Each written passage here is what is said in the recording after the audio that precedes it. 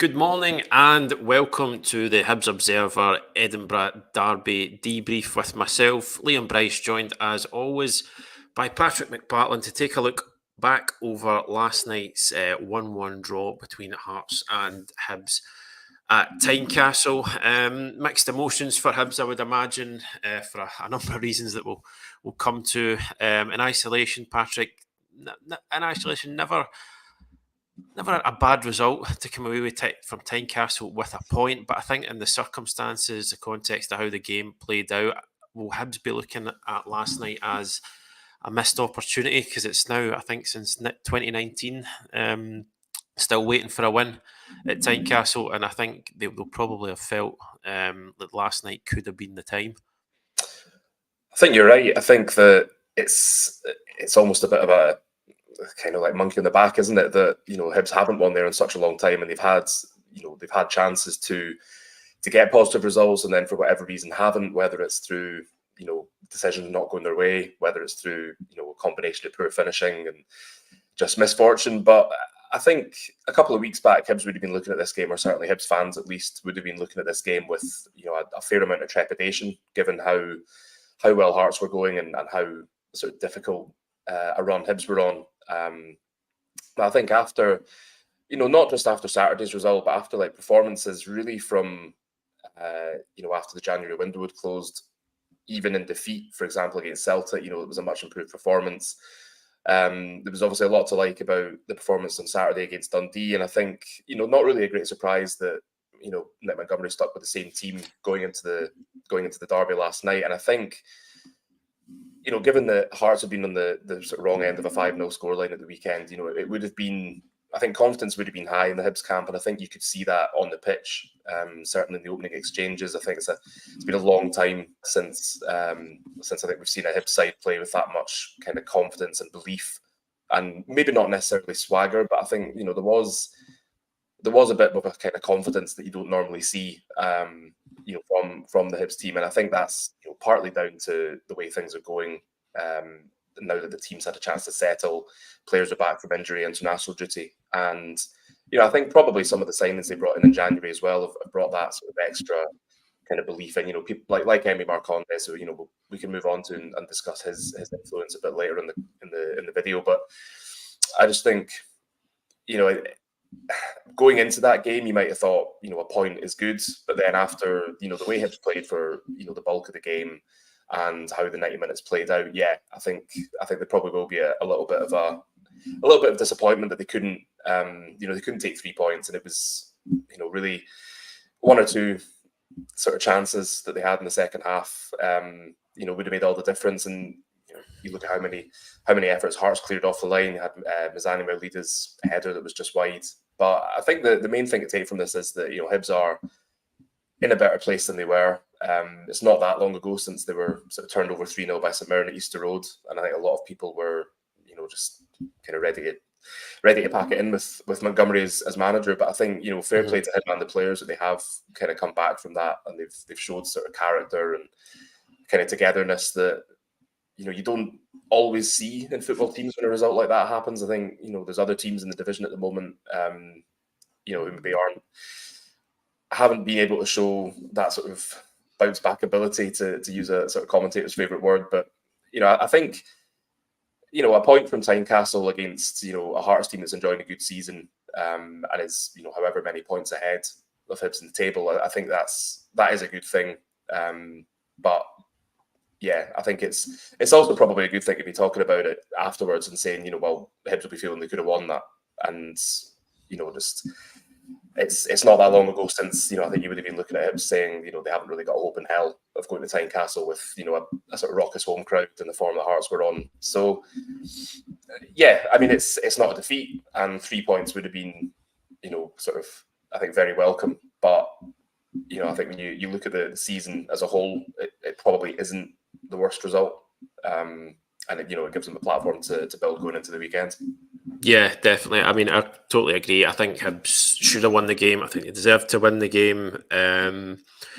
Just quite a solid, steady performance all round. You can see the clear improvements going forward, and I think you bring in players of a certain quality, and Marcondes and like Mazzani, you can expect that upturn, but it does, it certainly looks much better in that regard. I don't think you can really argue at all that Hibs had the better chances. Just kind of looking over the kind of some of the headline statistics, Hearts were a bit more possession, but Hibs had 21 shots to 14.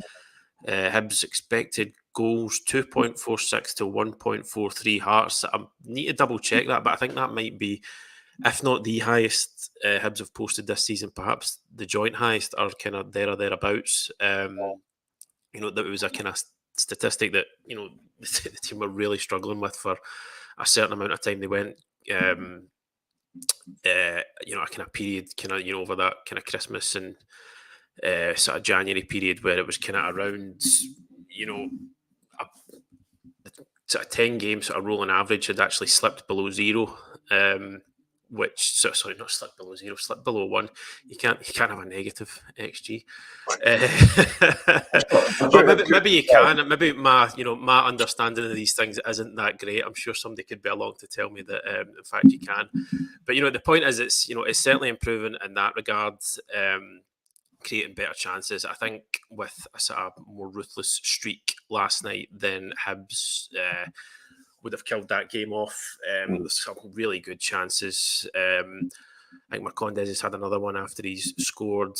I think the one everybody will maybe look at is Mazzani's header in the second half. You can have watched that again this morning and thinking, can he go back across Xander Clark with a header instead of trying to tuck it into the near post when he's sort of moving away from goal? But it's all ifs and buts now. But I was just kind of impressed by how Hibs handled the game and the occasion itself. It wasn't a kind of a sort of blood and thunder derby that you've seen in the past, and I think that kind of you've got to give Hibs a bit of credit for that, because I feel like they did well to take the sting out of the first 10-15 minutes. Kind of didn't let the crowd get up. Defensively solid, defensively well organised, and they weren't afraid to mix it up in terms of their build up.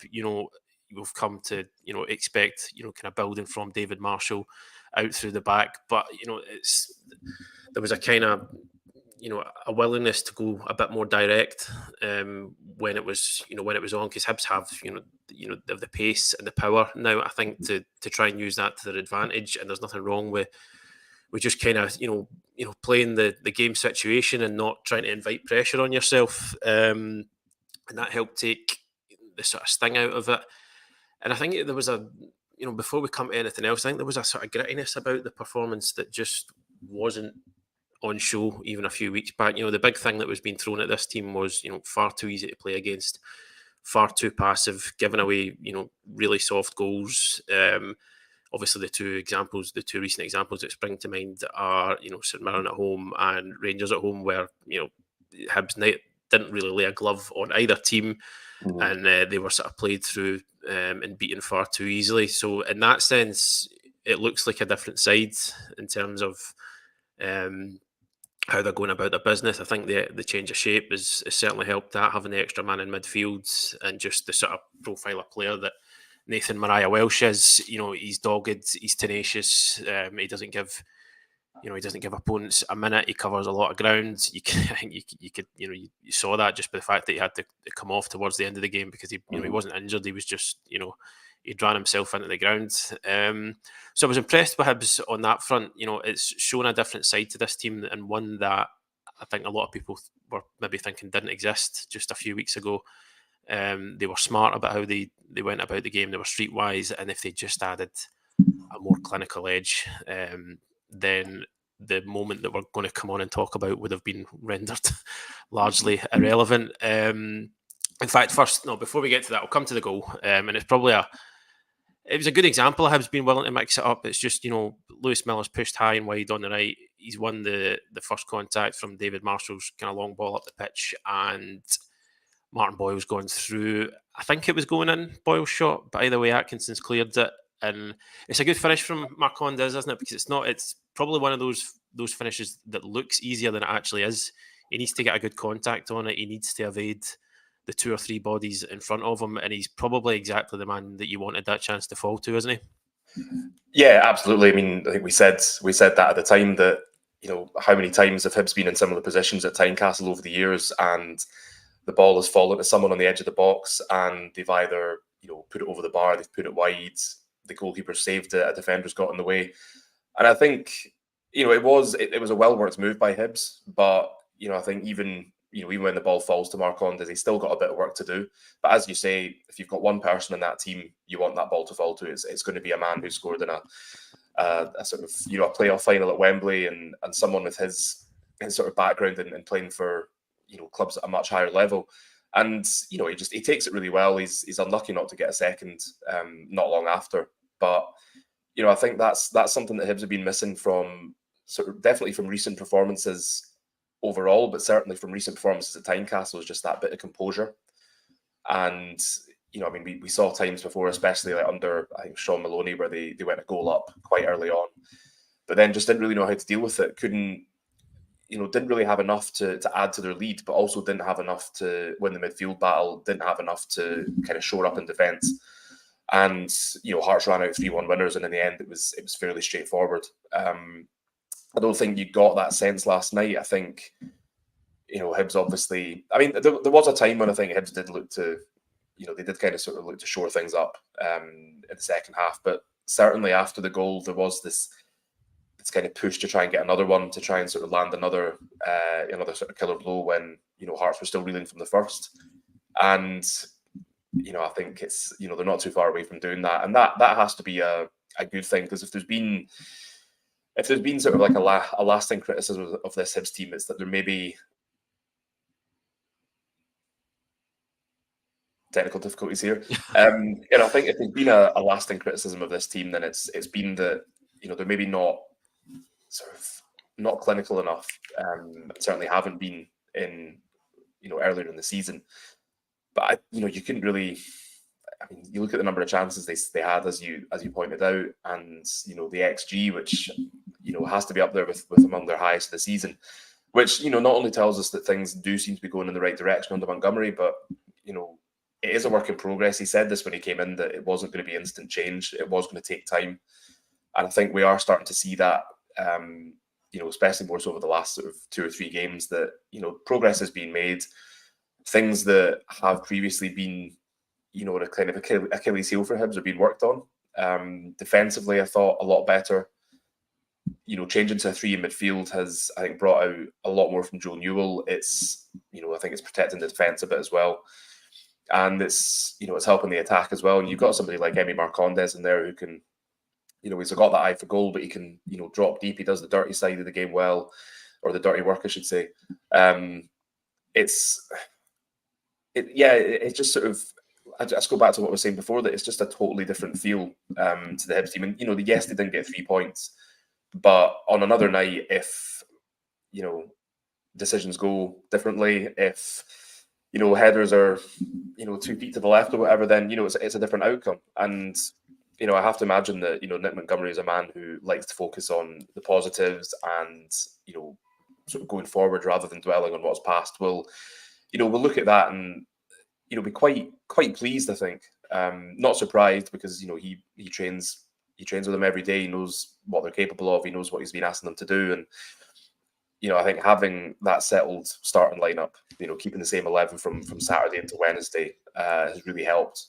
And I think that was one of the reasons for Hibs' sort of fast start, is that they just, it's not been reshuffled. It's not been, 4 or 5 guys coming in or out through injury or tiredness or a lack of minutes. And you can just sort of pick up where you left off against Dundee. And, you would imagine that, barring any injuries or tactical switches, it will be much and such the same on Saturday when Ross County come calling. And, I just think, again, another criticism of this Hibs team has just been, slow starts to games. But I think recently, in the past couple of games, we've seen that turned on its head. And, we know how important it is to get the first goal in matches. And I just think that, we are starting to see the fruits of Montgomery's labour, and, they are still work in progress. There is still work to be done. They're not the finished article by a long shot, but, from what we have seen, I think that bodes well for the remainder of the season. Yeah, definitely. I think is where I see this kind of Hibs team at the moment. As if they could get a sort of statement win of sorts, Yeah. whether that be a big score line or taking points off. The likes of Celtic or Rangers, obviously get the cup game against Rangers coming up. They could do with, I think a sort of statement victory to really sort of kick things on towards the end of the season. Just getting back to last night, though, Nick Montgomery, he keeps saying, and I do believe him, that he doesn't want to keep talking about VAR and refereeing decisions. You can tell that the guy he's quite thoroughly sick of it, but he's not been given much choice at the moment. I mean, it is genuinely, it's kind of such a boring thing to have to talk about over and over again. Like, I'm not, we're not kind of dismissing at all the sort of the incident itself, because it is the biggest talking point from the game, but to be continually coming back to refereeing decisions and VAR, when you'd rather just talk about the football itself, it can be a wee bit repetitive. But this is what keeps happening to Hibs at the moment, and I think last night, it's just, I mean, for me, it's just, I totally agree with Nick Montgomery. I just don't think it's a penalty whatsoever. Watched the highlights on Sports Scene afterwards. The three on the panel there saying, no, I don't think it's a penalty at all. I'd seen former SPFL referee Bobby Madden on social media also said, never a penalty for me. I think Will Fish is really hard done by. He does well, I think, to pull out of it, because I think he doesn't see Vargas coming. And I think if he follows through and tries to clear it, he probably does put him right up in the air, and then it's a stone waller.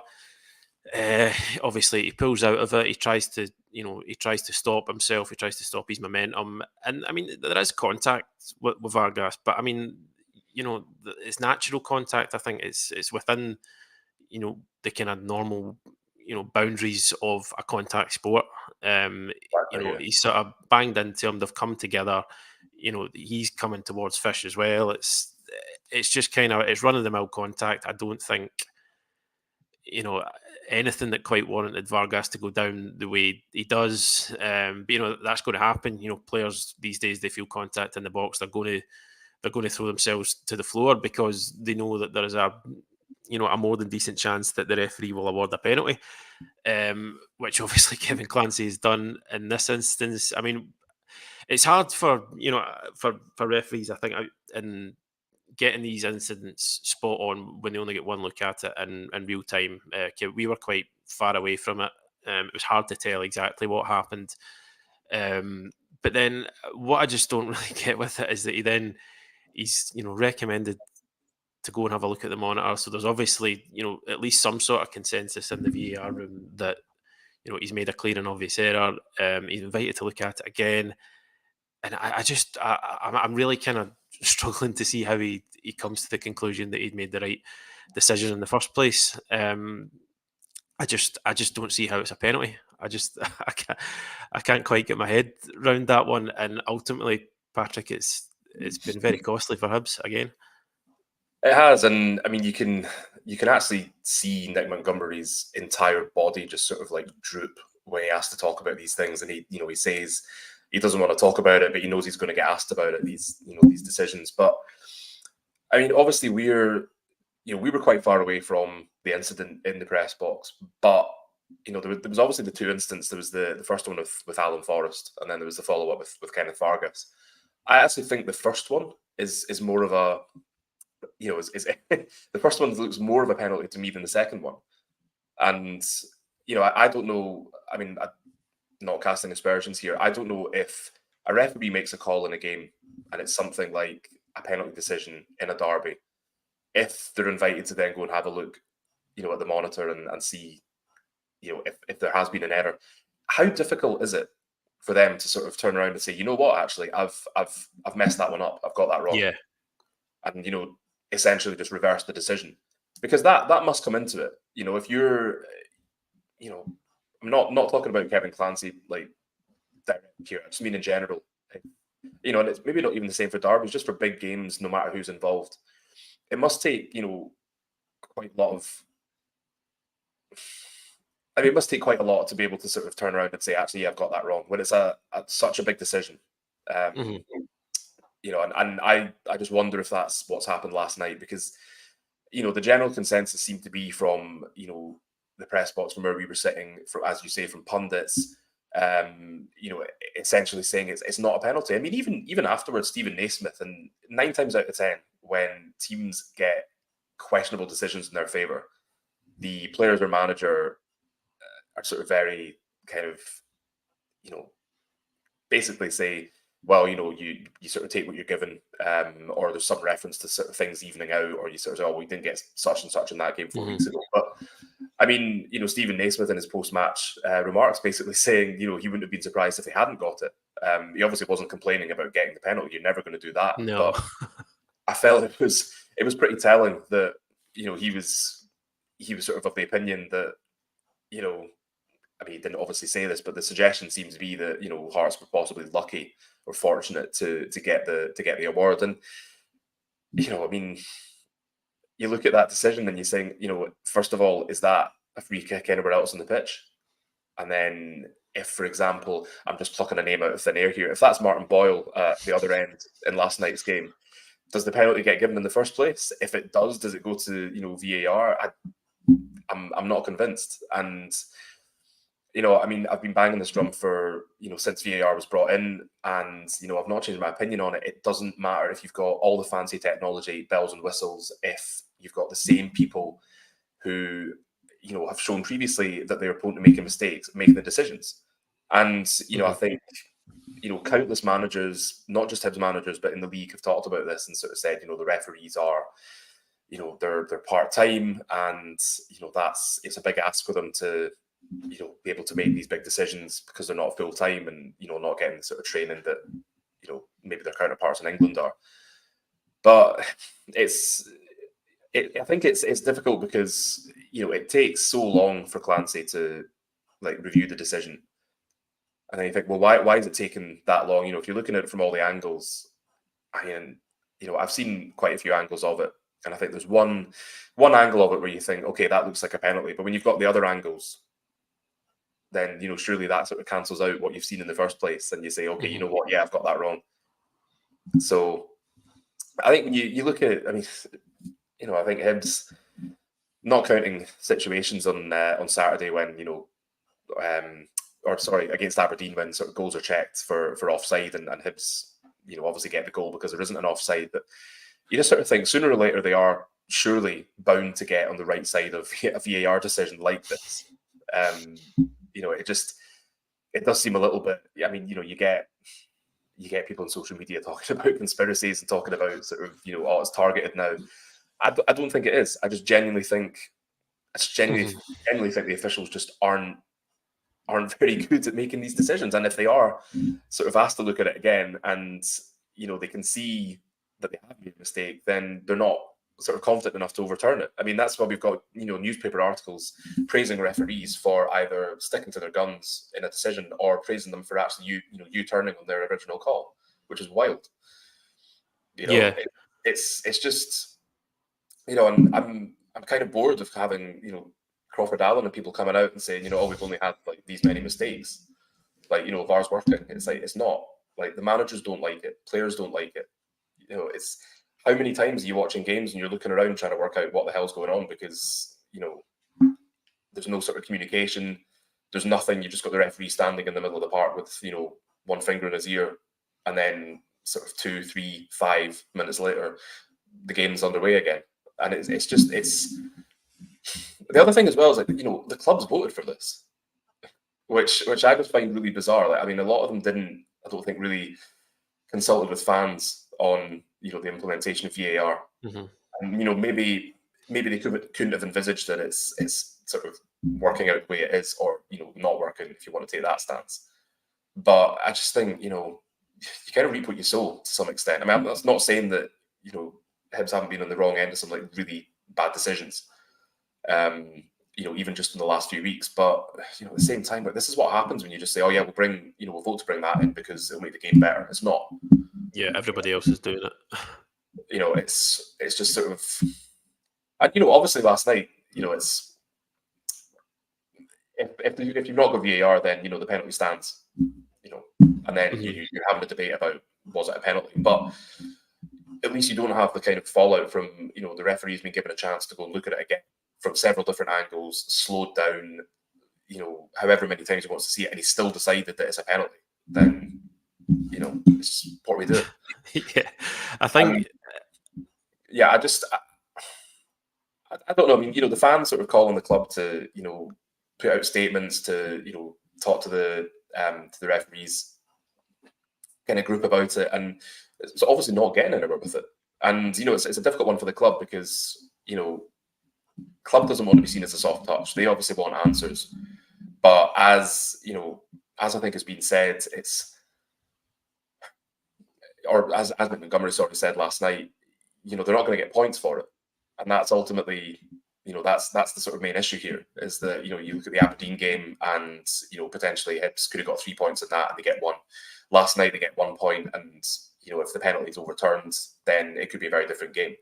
And it is all ifs and buts. It's like you were saying earlier, there's a lot of ifs and buts in football. But I just think, I just think referees need to be a bit more. I think just a bit more kind of able to sort of hold their hands up and say, you know what, that's a mistake. Like I've got that wrong.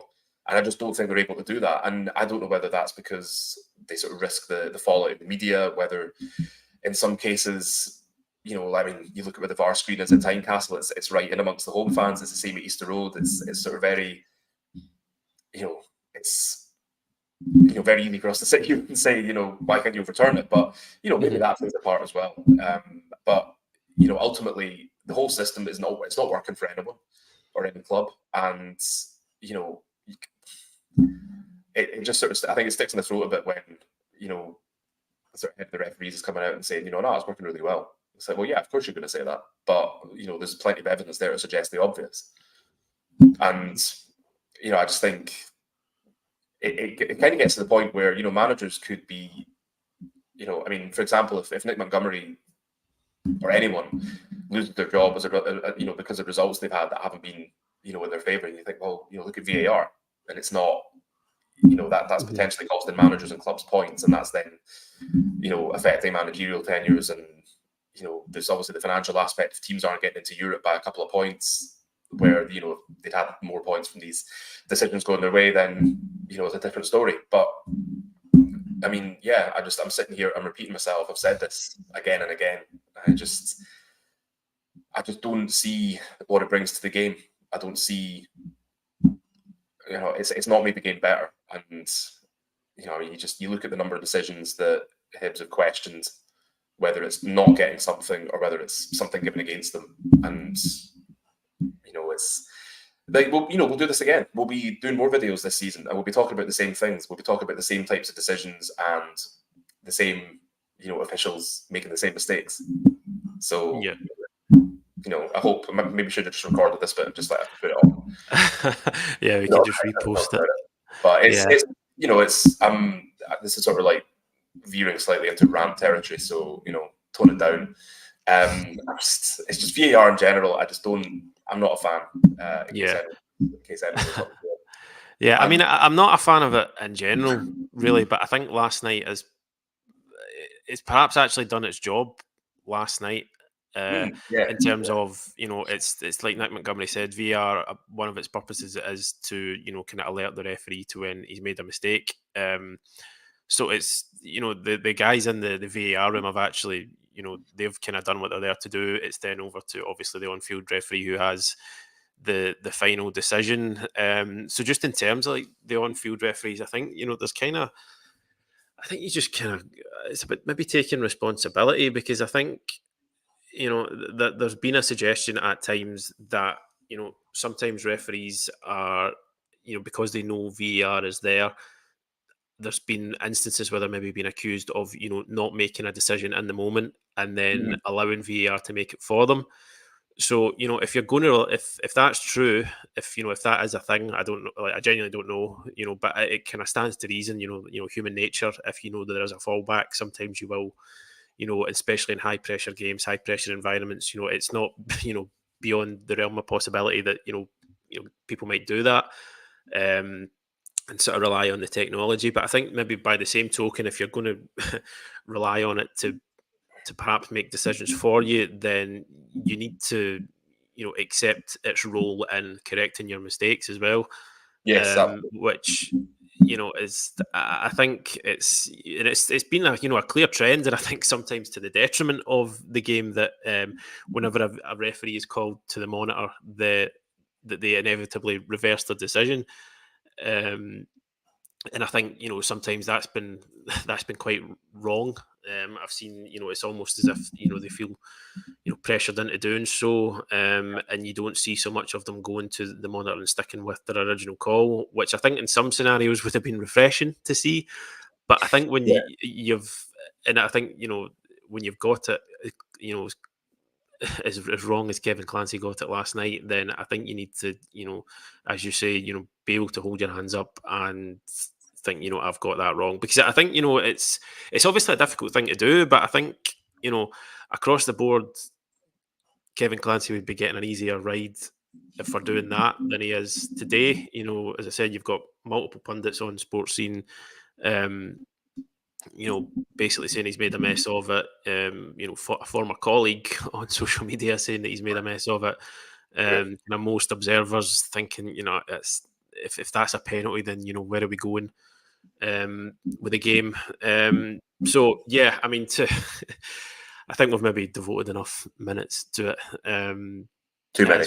Yeah, too many. I mean, it's like Nick Montgomery said, Hibs could ask for another apology, another explanation, but they're not going to get the points back. I think what maybe would be helpful is, in instances like this, is to have the reasoning behind it published. Just I mean, you can't take it back now. Like, obviously, what's done is done, but I think it does The help audio. people going forward to to sort of at least understand the logic behind it. Yeah, Because then, exactly. if you see it from Kevin Clancy's perspective, and I think it maybe you could argue it's only fair that he would get a chance to come out and say, well, this is why I did that. This is why I stuck with my decision. And you never know, he might say something that the rest of us hadn't taken into consideration, and you might end up thinking, well, fair enough, okay, I don't agree, but I can see why you made the decision. Yeah, that would But help. without that, it's just it becomes open season on referees to an extent, and I don't think it helps anybody. No. But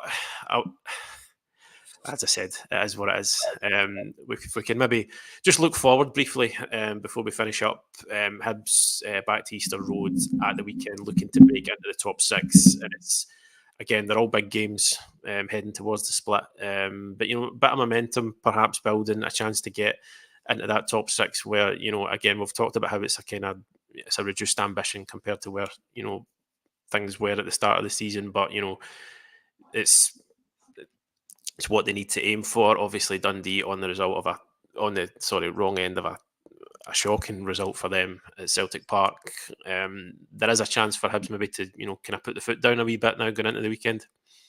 I think so, yeah. And you look at the good bits of the performances leading up to the Dundee game last weekend, and then 3 points there, and then the performance last night. It was they were able to pick up where they left off against Dundee. They were unlucky, and you say you're back home at Easter Road. You've got your home fans behind you, and you've got I would say a really good chance to keep building, to continue the good work that's gone in.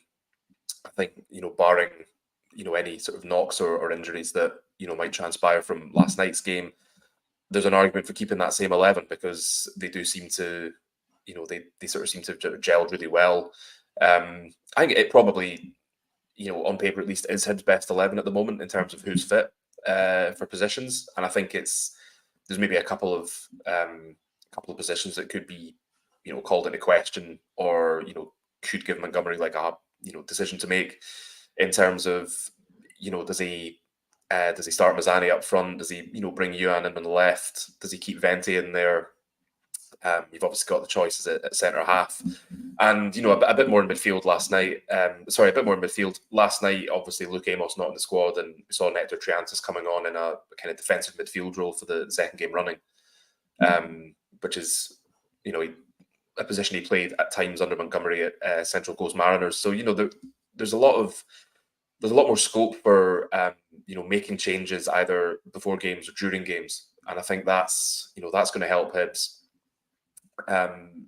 Going forward, because they've got bodies, they can make changes, they can tweak things mid-game. But I wouldn't be surprised to see the same starting 11 barring any knocks against Ross County, and basically just the message, just keep doing what you've been doing.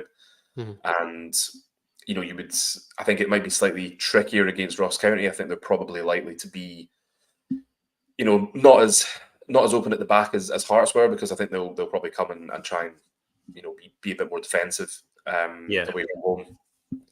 But it's a home game, and it's been things are trending in the right direction for Hibs in terms of performances, in terms of results, and it'll be a really good opportunity for them to build on what's gone before, and just get 3 points, and possibly even if they play well enough, and if they catch Ross County on an off day, then they could get that statement win that you were talking about.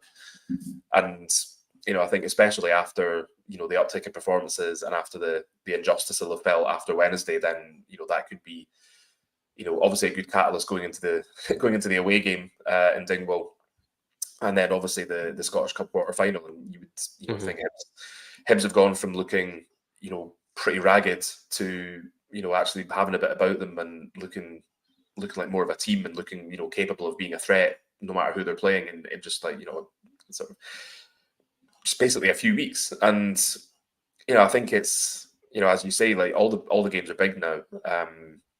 There is that sort of possibility that if Hibs do keep playing like this for the remainder of the season, then who knows. And obviously, if they get a bit of if they get a bit of rub of the green when it comes to VAR decisions, but if they can keep playing the way they are playing and build on that. I mean, I think there was suggestions from Nick Montgomery this week that, for example, I think it was Mizani, my leader, maybe still isn't sort of like 100%. Which, when you look at how he's been playing recently, and obviously I know he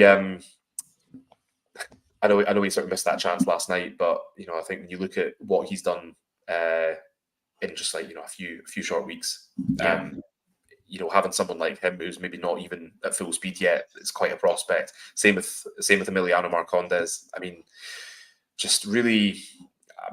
we said we'd talk about him, but we didn't, because we ended up ranting about VAR. How many times have we said that? But just having a player like him in the midfield who can, I don't want to say he ran the show, but I mean, he's just he's obviously like such a talented footballer, and yes, he's not at full fitness yet, because he there was that sort of long period of time where he wasn't playing. But again, it's the same with Mizani. You think if that's what he's doing on sort of 60-70% fitness, then that bodes well for the remainder of the season. And I think these players keep on sort of raising their game. If they get back to what is their best, then that's naturally going to lift the players around them, and you would hope that results in better results. And it'd be good if Hibs could put a little run together. I think it'd be good for confidence. It'd be good for fans. Obviously, good for Montgomery. And I don't think that's out with the realms of possibility. And I think there's plenty of evidence there for Montgomery to go to the players and say, look at the way you played against Hearts. Look at the way you've you played against Dundee. Just go out and do the same thing. And he knows what they need to work on, which is finishing.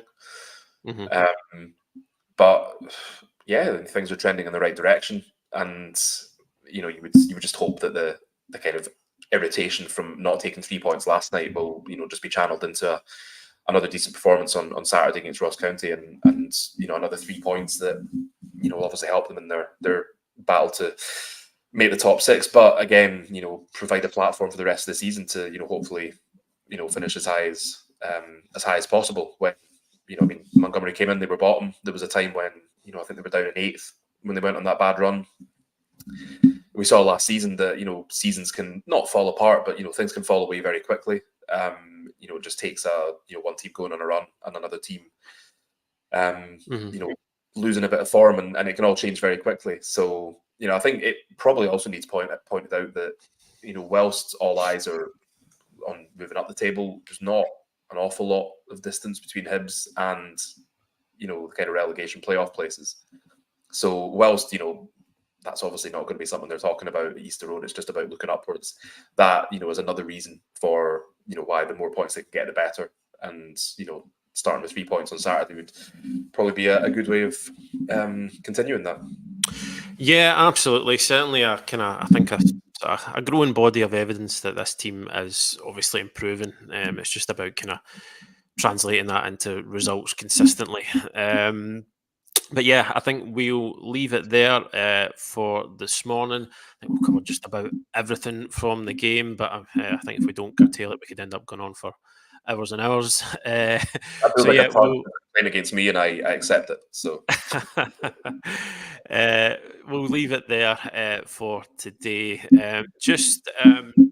If you've joined us today for the first time, or you've come across us recently and you haven't considered subscribing to the Hibs Observer website, if I can just direct you to the ticker that's scrolling along there below us. It's hibsobserver.co.uk/subscribe. We currently have an offer for £4 for 4 months. That gets you access to all of our content. So it's everything from match preview, everything from press conferences, instant match reaction.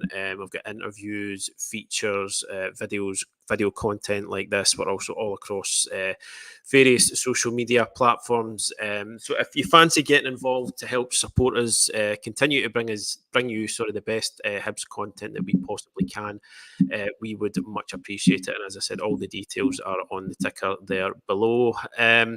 But for now, I just want to thank you all again for joining us. It's much appreciated as always, and we'll see you again soon.